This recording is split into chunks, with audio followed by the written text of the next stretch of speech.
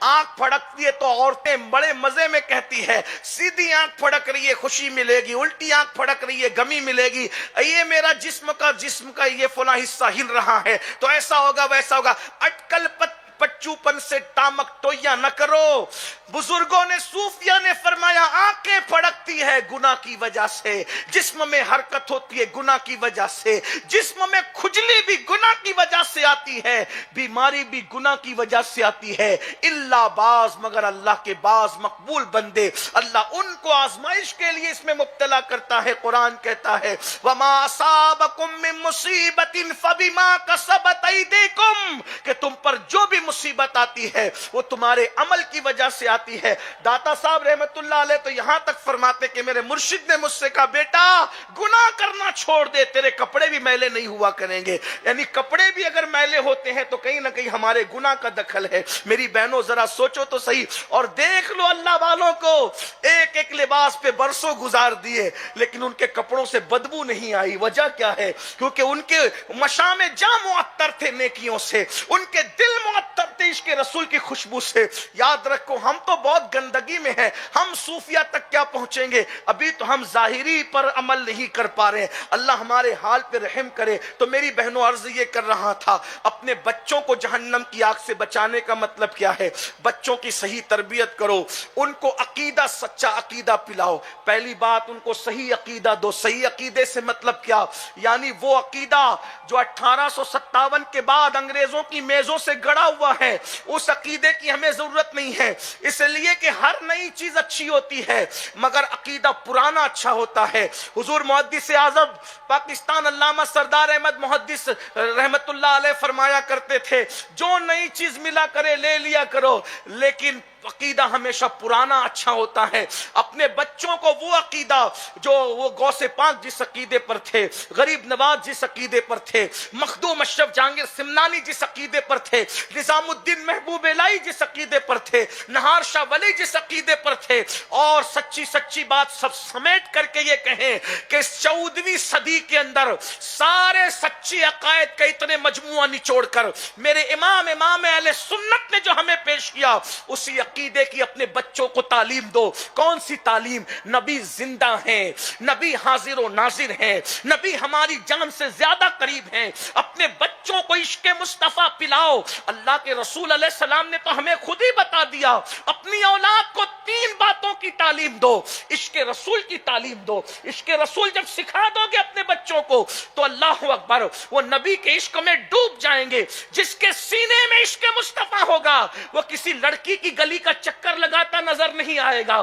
آج یہ سارے فتنے اس لیے ہیں ماں نے سیریل تو دکھایا، فلم تو دکھایا، عشق مصطفیٰ کا جلوہ نہیں دکھایا۔ میری بہنوں جب تک ہمارے جوان عشاق تھے، عشاق، صلاح الدین ایوبی جیسا جوان اس نے لڑکیوں کو کبھی نظر بھر کے نہیں دیکھا۔ سلطان شمس الدین التمش کسی غیر محرم پر انہوں نے کبھی قصدن نظر نہیں ڈالی۔ وقت نہیں ہے ورنہ وہ تفصیلات آتی۔ میری بہنوں عشق میں بڑی غیرت ہے تو ہمارے آقا نے فرمایا اپنی اولاد کو 3 باتیں سکھاؤ، عشق رسول، اپنے نبی کی محبت، عشق آل رسول، اہل البیت کی محبت، اور قرآن کی تعلیم۔ یہ 3 چیزیں اپنے بچوں کو سکھاؤ۔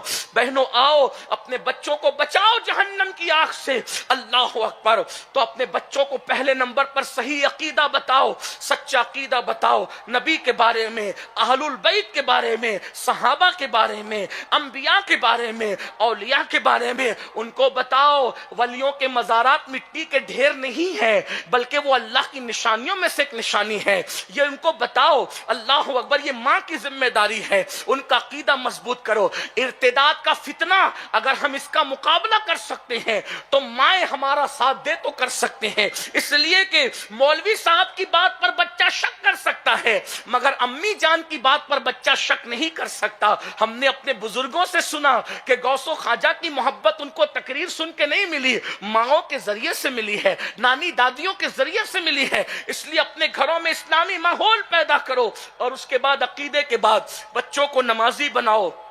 بچے اچھی صحبت میں رہیں اس کے لیے کوشش کرو۔ آج ہمارے بچے نشے کی طرف جا رہے ہیں، ایم ڈی کی طرف جا رہے ہیں۔ الگ الگ طور پر آگے بڑھ رہے ہیں اور معاشرہ تباہ ہو رہا ہے. یہ کیوں ہے؟ یہ صحبت کی وجہ سے. مائیں اپنے بچوں پہ نظر رکھیں، بچہ کب گھر آتا ہے، کب نہیں آتا ہے، کس کے ساتھ اٹھتا ہے، کس کے ساتھ بیٹھتا ہے.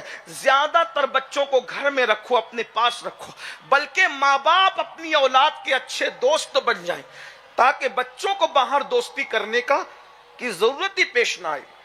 ماں باپ پیار دیں اپنی اولاد. بات بات میں بچوں کو ڈانٹا نہ کرو، جھڑکا نہ کرو، اس لیے کہ ڈانٹنے اور جھڑکنے سے بچے دور ہوتے ہیں. بچوں کو پیار دو، بچوں کو محبت دو، بچوں کو الفت دو، ان کا اعتماد حاصل کرو. بچوں کے سامنے میاں بیوی کا جھگڑا کبھی نہیں ہونا چاہیے، اس سے بچے احساس کمتری کا شکار ہوتے ہیں. اپنے بچوں کو کبھی یہ احساس مت ہونے دو کہ تم غریب ہو، تم مفلس ہو.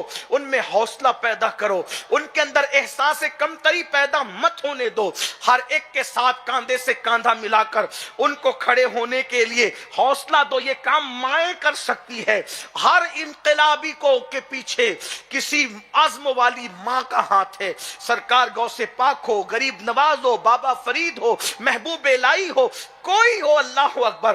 بلکہ ایک بات آپ کو کہوں، اس امت میں سب سے پہلے نبی کی نعت اگر کسی نے لکھی ہے تو وہ میرے نبی کی امی جان سیدہ آمنہ خاتون ہے. انہوں نے کہا تھا میں نے اس بیٹے کو جنم دیا ہے جس کی شان بڑی ہوگی، مشرق و مغرب میں اس کے ڈنکے بجیں گے. اور فرمایا میں نے وہ بیٹے کو جنم دیا ہے، میں امید کرتی ہوں کہ یہ لوگوں کے لیے ہادی اور مہدی ہوگا، اور ہر نئی چیز پرانی ہو جائے گی، سب لوگ مٹ جائیں گے، فنا ہو جائیں گے، مگر آمنہ کا ذکر کبھی مٹے گا نہیں، اس لیے کہ اس بیٹے کو جنم دیا ہے، اس کی وجہ سے میرا ذکر زندہ رہے گا.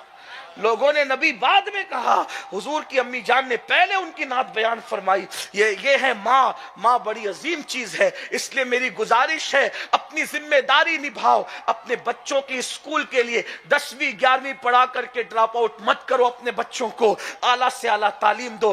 آدھی روٹی کھانا پڑے کھاؤ. ہمارے ماہریرا کے مرشدوں نے یہ اعلان کیا، آدھی روٹی کھائیں گے، بچوں کو پڑھائیں گے. اپنے خرچے کم کرو، لباس کے، زیورات کے، شادی کے، مگر بچوں کو پڑھاؤ، اعلیٰ سے اعلیٰ تعلیم دلاؤ. اور ایک بات یاد رکھنا، بچوں کو پیار دیتے وقت بیٹیوں کو نظر انداز مت کرنا.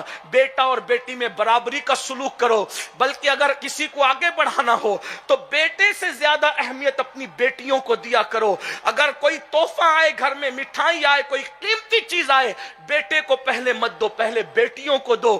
میرے آقا علیہ السلام کے فرمان کا مفہوم ہے کہ اگر کوئی بیٹی کا دل دکھاتا ہے گویا وہ مجھ محمد کا دل دکھاتا ہے. آقا علیہ الصلوۃ والتسلیم فرماتے ہیں اللہ اکبر کہ جب کسی کے گھر بیٹی پیدا ہوتی ہے فرشتوں کا نزول ہوتا ہے اور فرشتے کہتے ہیں اے کمزور جان سے پیدا ہونے والی کمزور جان، قیامت تک تیری پرورش کرنے والے کی مدد کی جائے گی. اور جب بیٹا پیدا ہوتا ہے فرشتہ پیشانی چوم کے کہتا ہے اللہ نے تجھے سلام فرمایا ہے. لیکن بیٹی کے باپ کو قیامت تک مدد کی بشارت دی جاتی ہے.